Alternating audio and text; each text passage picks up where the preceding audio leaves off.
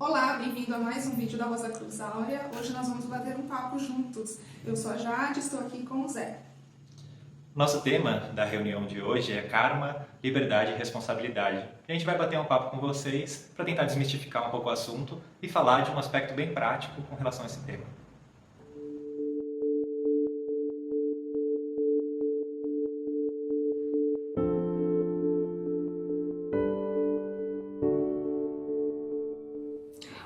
O karma, muitas vezes ele está ligado a um conceito de pagar pelos pecados, pagar pelo aquilo que a gente fez de mal, pagar por todos os nossos erros. Então, muitos veem isso como se fosse uma justiça vingativa do universo contra a nossa pessoa e que a gente está condenado realmente a um futuro de pagar o preço. Com certeza, o karma está relacionado a uma lei de causa e efeito. Então, logicamente que aquilo que a gente planta, a gente colhe. Isso não tem como se evitar. Mas antes de mais nada, a gente tem que compreender que o karma é uma lei impessoal, assim como a lei da gravidade, por exemplo. Os corpos com as massas vão se atrair. Não tem ninguém escolhendo que a lei da gravidade se aplique a um ou se aplique a outro. É uma lei universal, impessoal. Cabe a nós entender, né, Zé? A gente entender como funciona, assim como a gente entende e procura entender e estudar a lei da gravidade, a lei da atração dos corpos e outras leis da física, cabe a gente entender a lei do karma e entender como ela funciona na nossa vida, né? Sim, veja que a gente está falando aqui de um aspecto bem macrocósmico, sendo que o karma também pode ser compreendido de um aspecto muito interno, microcósmico, no nosso próprio ser, no nosso próprio sistema, na nossa própria vida. Então, quando a gente fala desse aspecto mais microcósmico, é um ponto muito relacionado à reencarnação, porque a gente não tem só essas memórias gravadas no nosso ser dessa vida. Nessa vida a gente tem memórias mais vívidas, mais conscientes, mas essas memórias de vidas passadas, elas ficam gravadas no nosso ser numa realidade microcósmica. A gente chama de microcosmo, né? O ser humano é um microcosmo, um pequeno universo. Isso é importante esclarecer, né? Porque nós, assim, como seres humanos, a gente vê no espelho o nosso corpo físico e nos identificamos com ele, mas nós temos muito mais corpos do que isso, né? Nós temos um corpo energético, um corpo de desejos, um corpo mental, tudo isso compondo 4 elementos de manifestação. Mas o que é ser humano mesmo é muito mais do que esses 4 corpos, é uma estrutura microcósmica, a gente tem um campo de respiração que abarca tudo aquilo que construímos ao nosso redor, tudo aquilo que herdamos de vidas passadas, tudo isso fica orbitando esse ponto central de manifestação que é a nossa personalidade.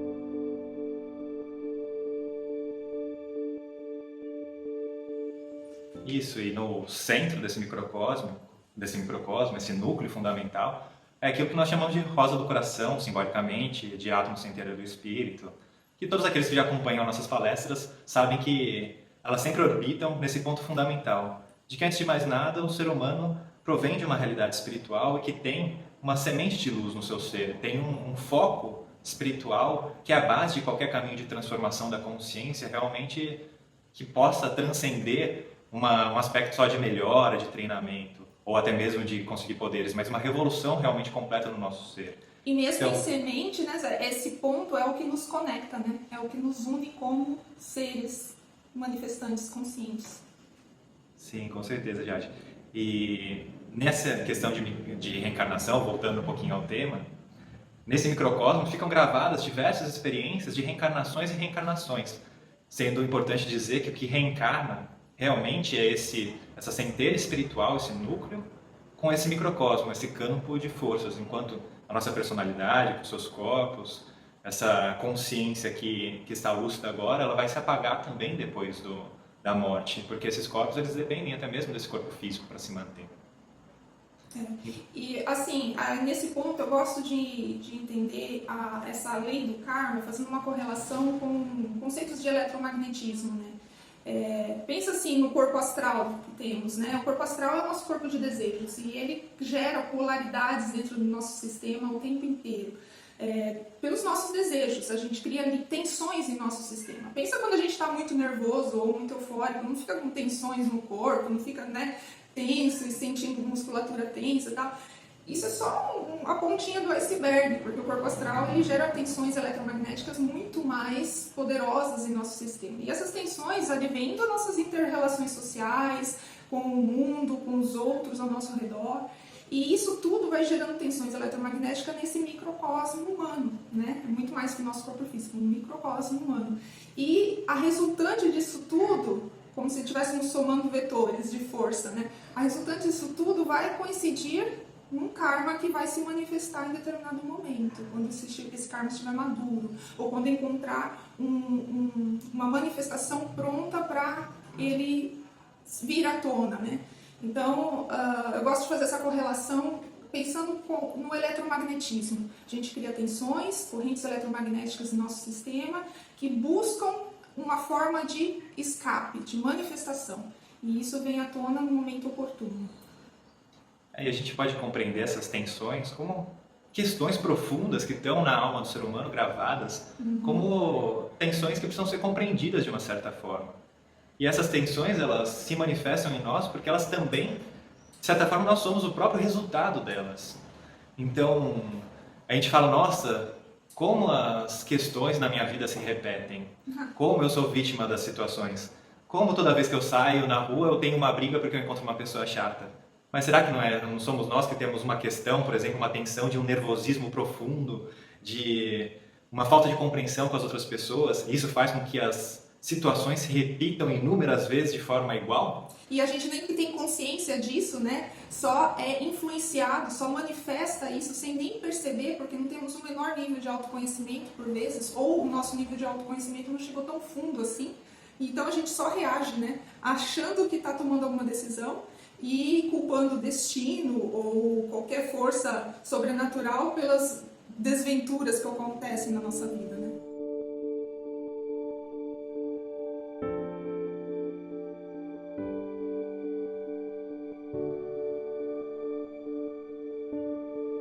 Eu gosto de pensar nessas tensões como se fossem trilhos. Ou trilhas também numa mata. Porque os trilhos, eles já são uma questão fixa. Assim, um trilho vai de um ponto A para um ponto B. E uma trilha de uma mata também é algo parecido. A gente tem uma tendência de seguir sempre nesse mesmo trilho, nessa mesma trilha, num processo de inércia e de repetição. E cada vez que a gente repete mais uma atitude, a gente vai percebendo que isso vai se reforçando no nosso ser. E não só atitudes, né? Pensamentos, sentimentos. Muitas vezes um pensamento que a gente começa a repetir milhões de vezes, milhares de vezes, isso se transforma numa questão muito obsessiva, pode se transformar num hábito, numa obsessão nossa. Então são tensões profundas que vão se gravando. E esses trilhos, na verdade, a gente percebe como é difícil criar uma trilha nova numa mata. Como é fácil seguir numa trilha que já está feita, está pavimentada. Basta pensar em aprender algo completamente novo, né? É tão difícil. Sim, então a gente tem essa tendência de sempre seguir os mesmos caminhos. E quebrar o karma é criar uma consciência de perceber como a gente está preso a um sistema de repetições. E perceber que há uma nova possibilidade de uma vida consciente, de um ser humano que tem os seus passos para trilhar de uma forma autônoma. Uma vez eu vi uma pergunta numa das palestras aqui da Rosa Cruz, que a pessoa colocava assim, eu não lembro exatamente o nome da pessoa, mas me marcou muito a questão, porque ela é muito pertinente. A pessoa perguntava assim, mas por que eu tenho que pagar pelas outras personalidades de outras vidas? O que eu tenho a ver com isso, né? Por que eu recebo esse karma e tenho que arcar com ele? Bom, nossa, que legal, porque vem muito a calhar com o que a gente está conversando agora, né? A gente não tem essa liberdade, porque nós recebemos essa herança microcósmica, essa herança do ser humano que habitamos. Porque nós, personalidades, eu aqui estou falando com você, o Zé que está falando com vocês aqui também, nós dois aqui, já dizer, nós somos uma personalidade, assim como vocês. E a gente é instrumento da manifestação do microcosmo humano. Só que a gente está tão egocentricamente centrados, né, tão identificados com toda essa bagagem que herdamos, que a gente acha que é nós mesmos. Confunde com o que nós somos como instrumento, né, de manifestação. E nessa confusão toda, a gente se coloca no centro da manifestação, da percepção, e mede tudo e todos, o mundo inteiro e todos ao nosso redor, com base nesse ponto focal, que é nós mesmos, nosso ego. Então, tudo cria uma perspectiva a partir de mim. do que eu acho, do que eu penso, do que eu sinto, do que eu percebo, do que eu capto do universo. E perceba que assim, é uma visão muito parcial, é longe do que é realmente a realidade, né? Do que de fato as coisas são. E quando eu me deparo com a realidade mesma, aí há um conflito e há uma tensão. E aí essa tensão vai gerar o quê dentro do meu sistema? Mais karma, porque aquilo que eu acho que é, de fato não é. E aí tem um conflito constante entre a minha percepção e a realidade. É um outro ponto que também está muito relacionado àquilo que no movimento, o karma, a gente pode dizer que essa roda também de reencarnações, ela é muito relacionada com os nossos desejos egocêntricos, aos nossos apegos, às nossas ilusões. Isso está relacionado também a tudo que ficou gravado no nosso sistema e com tudo aquilo que a gente se identifica. Uma vez eu ouvi uma frase que eu achei muito interessante, né, que o caminho espiritual é um caminho de abandono. Um caminho de abandono das identidades ilusórias que a gente vai criando. A gente vai abandonando cada uma delas e percebendo uma mais profunda, até chegar ao que verdadeiramente é, ao ser absoluto. E o começo desse caminho é o autoconhecimento, né? A gente tem que mergulhar em nós mesmos e encontrar esses nós, essas amarras, essas prisões. Porque, veja, não dá para falar de liberdade num sistema assim, em que a gente herda um karma, a gente herda uma gama de influências que determina quem somos, e nessa confusão achamos que tudo isso é nós mesmos, trilhas e trilhas marcadas, e a gente acha que está seguindo o nosso próprio caminho, na verdade estamos pisando onde já está pisado. Não dá para falar de liberdade nisso, a não ser que a gente conheça isso e perceba de fato, né? Não é somente saber, é perceber, conhecer mesmo onde estamos presos. Sobre esse ponto de vista, o ser humano não tem liberdade mesmo. Não tem porque ele mesmo não percebe todas as possibilidades que existem. Então a gente segue, como você falou, sempre os mesmos caminhos, as mesmas trilhas. E o ponto fundamental é que nós estamos aprisionados nessa questão de um desejo egocêntrico, de um apego profundo. A gente está aprisionado pelo nosso corpo astral, nosso corpo de sentimentos, de desejos. E a nossa consciência, então, mais básica, quando a gente fala de consciência, a gente fala de 3 centros de consciência principais: cabeça, coração e vida. E bem nesse santuário da vida que reside essa consciência mais animal, mais relacionada às nossas tendências, que a gente percebe que todo o nosso corpo astral ele se abre para essas forças astrais de desejos egocêntricos e se manifesta todo um processo de aprisionamento, em que a gente não tem uma consciência lúcida. Isso. Então, quando a gente fala de um caminho espiritual, precisa nascer um novo desejo, um novo anseio. E esse desejo só nasce para as pessoas que já estão maduras, porque essa carga ela também pode trazer, muitas vezes, uma maturidade profunda, como uma fruta que percebe que já está no ponto, né, para ser colhida. E que todos os outros caminhos a gente já se pressente quais que vão ser os resultados deles. E essa maturidade ela não tem a ver necessariamente com idade, tá? Vou fazer um parênteses aqui. Essa maturidade é uma maturidade de consciência, é uma maturidade do microcosmo humano, que percebe, já sente, às vezes não tão consciente, mas ele percebe as suas amarras, as suas prisões. E entender como isso funciona só através de um autoconhecimento, um mergulho em si mesmo. Mas a pessoa tem que sentir essas necessidades, perceber isso, se sentir preso. Isso é só uma maturidade mesmo.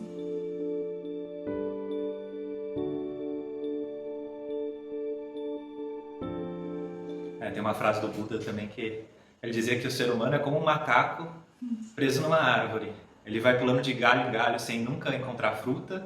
Ele diz que o ser humano é vítima do desejo, assim como o macaco procura a fruta, o ser humano é vítima do desejo e percorre de vida em vida sem nunca encontrar paz. Então, essa questão do desejo é algo fundamental para ser transformado. Porque o desejo, ele aponta a perspectiva da nossa vida. O que é fundamental? Aquilo que a gente busca. Qual que é o sentido da nossa vida? O que faz a gente acordar? O que faz a gente correr atrás? Se são sempre as mesmas questões, né? De ficar mais rico, ter... E olha que isso não tem problema nenhum. Não tem problema ter um bom emprego, ter uma família estruturada, ter prazer. Nada disso é um problema. A questão é perspectiva. Qual que é a questão fundamental da sua vida? Quem busca um caminho espiritual percebe que tem uma nova perspectiva, um novo objetivo. Nasce um anseio completamente diferente. Nossa, Zé, essa imagem é muito legal da perspectiva, né? Porque, assim, se você pegar um desenho e traçar, os arquitetos sabem bem disso. Você pega um desenho e traça um ponto focal e traça linhas de perspectiva, você tem uma visão de uma sala, de um ambiente. Mas se você mudar esse ponto focal para outro, é outro ambiente, é outra sala, é uma outra visão. E aqui é mais ou menos esse exercício mesmo, você tirar o seu ponto focal da sua vida de um ego totalmente voltado para a autopreservação, para uma outra consciência, uma outra realidade completamente una ao todo. E esse ponto focal já existe dentro de nós, né? Ele já está lá, influenciando o nosso sistema, impulsionando o nosso sistema a buscar algo além de nós mesmos. Por enquanto, estamos presos, o nosso ponto focal está no nosso ego, então a gente só vê tudo e mede tudo a partir de nosso egoísmo, né? E mudando esse ponto focal, a gente pode ter uma outra percepção da realidade, do mundo, das pessoas e também do nosso karma, de todas as tensões eletromagnéticas do nosso sistema. É uma outra visão. Essa perspectiva, como você falou, do karma como uma realidade punitiva, é de um eu que está tentando ir contra a corrente e percebe toda a água vindo contra ela como se fosse punição. Uma punição. Exatamente. Mas a gente percebe que não é isso. A gente está tentando ir contra a corrente, a gente está com uma consciência egocêntrica lutando contra uma realidade da unidade, em que tudo está conectado. Onde não tem certo e errado, não tem bom e ruim, agradável e desagradável, né? Isso são todos rótulos que a gente coloca com base no que a gente acha que é certo, que é errado, né? Com base em nós mesmos. Agora, tira nós dessa equação, coloca o todo, o uno. Então não tem nada de errado, não tem nada de ruim. Na verdade, são lei contra lei, é atrito ou não, né?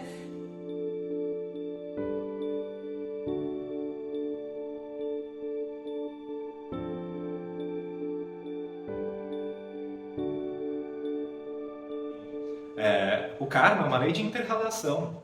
Não existe falar de karma se não se fala de toda uma relação entre tudo que existe. Porque realmente o corpo cósmico, o macrocosmo, é um grande corpo em que a gente está totalmente interconectado. E por isso que esse estado de consciência do egoísmo, do egocentrismo, é uma ilusão profunda, que não se fundamenta em nada.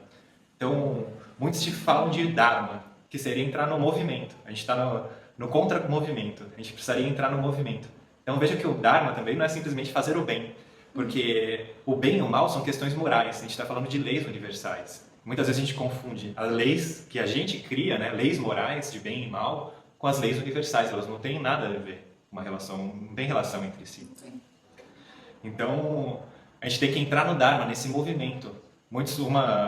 Um conceito, uma descrição de Dharma que eu ouvi que eu achei interessante, é realmente caminhar para essa realidade espiritual.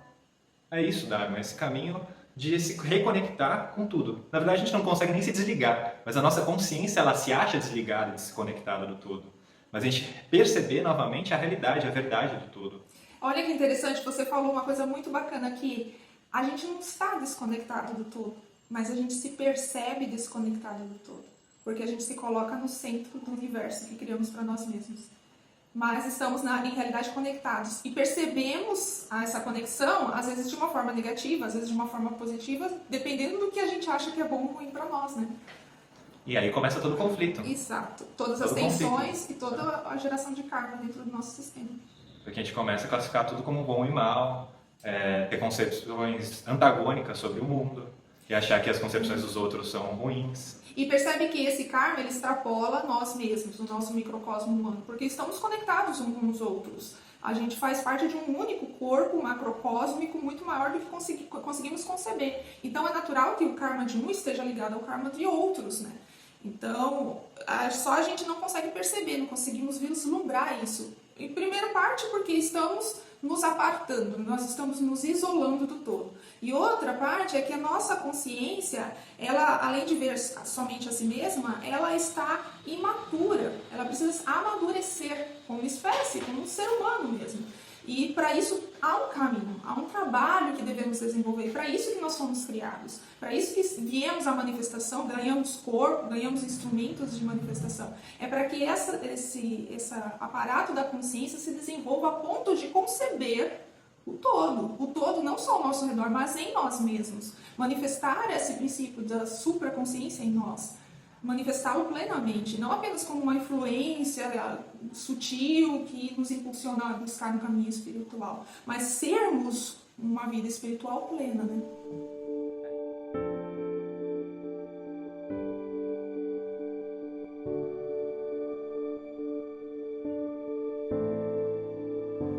isso, a gente volta para aquela mudança de perspectiva.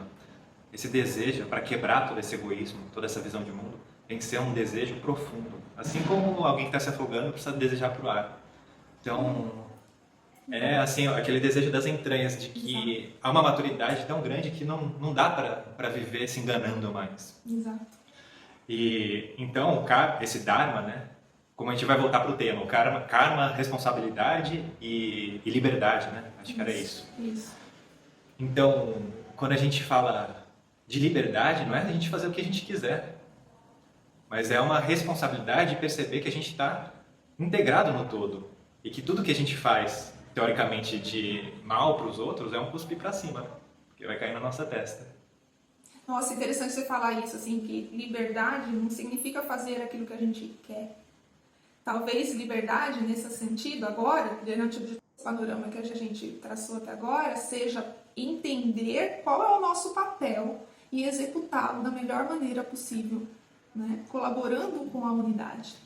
E aí a gente tem uma liberdade do karma, porque nós não estamos criando tensões no sistema nosso e no nosso coletivo, né? Aí a gente pode vislumbrar o que significa liberdade de fato. É interessante quando a gente fala de um começo de um caminho espiritual, normalmente as pessoas estão preocupadas na sua própria iluminação, no seu próprio ser, em como talvez até encontrar o céu, na vida eterna. E a libertação só existe quando se deixa de preocupar consigo mesmo, né? Lógico que todas essas são fases de um caminho. A gente precisa ir passando por diversas ilusões para ir se libertando delas. Né? Pra ir quebrando. É, porque a gente só aprende pela experiência, de fato. Uma coisa é a gente saber de alguma coisa. A gente lê um livro, a gente ouve alguém falar, a gente sabe, né? Eu sei que é assim. Mas ter consciência de que a coisa é assim só vem da experiência, de uma vivência muito clara e muito concreta daquilo que se sabe, né? Então, no caminho espiritual é bem isso mesmo. A gente tem que trilhar o caminho para vivê-lo e desenvolver essa consciência. A gente normalmente começa um caminho espiritual buscando a iluminação, a sua auto-iluminação, ou então poderes, né? Eu quero ter eu quero sair do corpo, ou eu quero ver a minha vida passada, eu quero saber tudo sobre o meu karma para evitá-lo, né? O que eu posso fazer para não ter karma? Entende? É todo esse querer egocêntrico de eu quero salvar a minha parte, né? Eu quero ficar no conforto, fazer minha zona de conforto se ampliar, e eu não quero sair dela. Né? Por trás, às vezes, de uma boa intenção, de uma busca no caminho espiritual, a gente pode se encontrar como um monstrinho, se a gente for olhar bem de perto, né? Analisar bem. Porque o nosso ego é muito ardiloso, nós somos muito ardilosos nessa manipulação do que é bom e ruim. Mas faz parte mesmo de um caminho espiritual, como você falou. Mas o que a gente não pode perder é essa vontade essencial de transformação, de caminhar. É uma vontade que vai além de todos os paradigmas sociais que a gente está inserido, além de todas as nossas obrigações como seres humanos, mas ela está ali balizando as nossas decisões. Essa vontade é que vai nos guiar nesse caminho. Então, se alguém acha que fazer um caminho espiritual é ficar dentro de um templo, em silêncio, num prazer absoluto, numa paz, não é bem isso que acontece, né? É visitar realmente salas muito escuras dentro do nosso próprio ser e ter que enfrentá-las. E cada vez mais iluminando todo esse quarto escuro e tentando compreender o que é esse karma, quais são essas tensões e todas as nossas ilusões que precisam ser transformadas. Exato. E a gente não está sozinho nisso, né? A gente tem instrumentos, a gente tem ferramentas para isso. E a principal delas é esse foco de uma nova consciência em nós, esse foco de conexão com o todo que está ali. A gente tem que encontrar esse foco em nós, estabelecer uma ligação muito consciente com ele, uma ligação plenamente iluminada pela uma lucidez, conhecimento, experiência. Esse é o nosso guia. Mas além disso, a gente tem um autoconhecimento, tem um grupo, um caminho espiritual em grupo, ele se torna muito mais vivo, muito mais desmascarador. Fazer sozinho é se perder no próprio labirinto, é até perigoso isso, né? A gente tem que caminhar juntos, porque um apontando, o caminho é bem por aí, você já viu esse outro lado? E mesmo as inter-relações, né, entre as pessoas, a gente é pedrinha cheia de fagulhas, uma esbarra na outra, vai ficando cada vez mais redondinha, né? É muito fácil ficar em paz, afastado de todo mundo, né? A gente se tranca no nosso quarto e está em paz, a gente não tem nada para transformar. Agora, quando a gente está no dia a dia com as outras pessoas, que um esbarra em você, que o outro faz o que você não queria, fala o que você não queria ouvir, faz o que você não gostaria que ele fizesse, aí sim que há um caminho espiritual possível, aí sim que há uma possibilidade de perceber quais são as nossas tensões. Por isso que a gente não precisa de mapa astral, não precisa nada contra, mas a gente não precisa de outras artimanhas que não sejam uma consciência ativa, reconectada a essa fagulha espiritual que começa a iluminá-la e as situações da vida.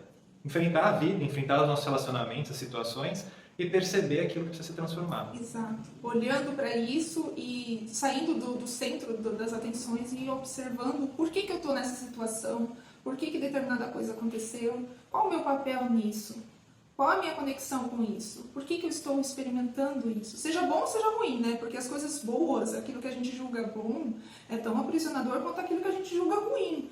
É uma experiência igual se eu me perder nela. Mas ela pode ser algo libertador se eu investigar ela em mim, entender ela em mim, por que ela está em meu sistema, em minha vida.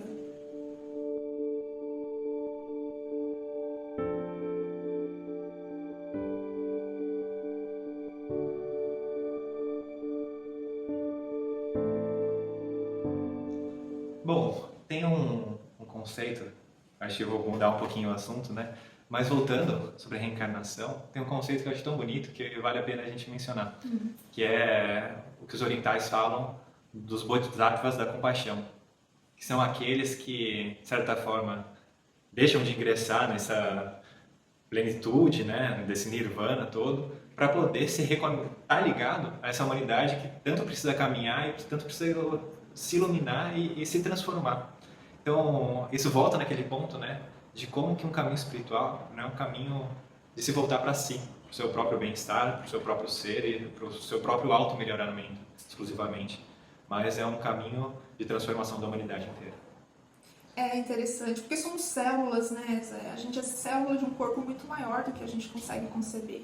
Fazendo uma analogia com o nosso próprio corpo, é como se fôssemos uma célula da pele, ou uma célula do estômago, uma célula capilar. A gente está ali desempenhando um papel, mas a gente não tem noção do corpo inteiro. O corpo inteiro ele manifesta uma consciência muito maior do que a de uma célula. E nós, cada um de nós aqui, é uma célula de um corpo humano muito maior. E agora a gente pode ficar centrado no nosso mundinho celular ali e medindo, o mundo é como eu vejo.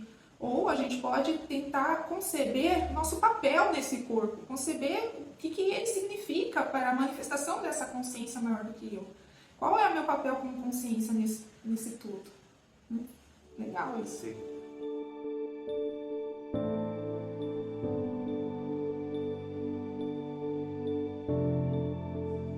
E aí a gente pode compreender o sentido dessa palestra de hoje, que é o karma, liberdade e responsabilidade.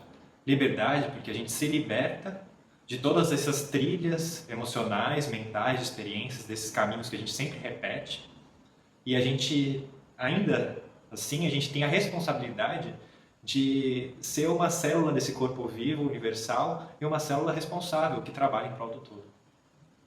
E para fazer isso, amigos, a gente tem que sair da nossa zona de conforto egoísta, nosso mundinho fragmentado, com a nossa visão apartada do todo, e começar a construir uma outra realidade a partir de uma nova consciência. E essa nova consciência já está em nós. Ela já está aí te impulsionando a buscar, te fazendo questionar a sua existência. Encontre essa nova consciência em você, estabeleça uma conexão com ela e sirva ela, assim como você serve a si mesmo. Entenda que você é um instrumento de manifestação, então manifeste essa nova consciência em ti. E estabeleça as mudanças que forem necessárias para isso, com muita consciência, com muita lucidez, com muita responsabilidade. E saibam que tem muitos outros nesse mundo que estão nesse mesmo caminho que vocês. Exato. Que nesse tempo que a gente está, assim, milhares, milhões de pessoas já sentem um grande impulso de consciência para uma transformação. E essa transformação é possível. E todas as possibilidades estão latentes no nosso próprio coração, no nosso próprio ser. Muito obrigado por... Jade, quer complementar? Não, acho que exploramos tudo que tínhamos para esse tema. A gente não vai entrar em aspectos muito técnicos dessa sobre o karma, porque há um vasto material de pesquisa à disposição de vocês, não só aqui no site da Rosa Cruz Áurea, no canal do YouTube da Rosa Cruz Áurea, como em muitos outros lugares, é só dar uma bugada aí. Isso, então fiquem à vontade para ver outras palestras, entrar na Pentagrama, que é a nossa editora, tem o site www.pentagrama.org.br, lá tem vários livros para download gratuito, nosso YouTube, Rosa Cruz Áurea, informação não falta. Muito obrigado mais uma vez e até a próxima. Obrigada.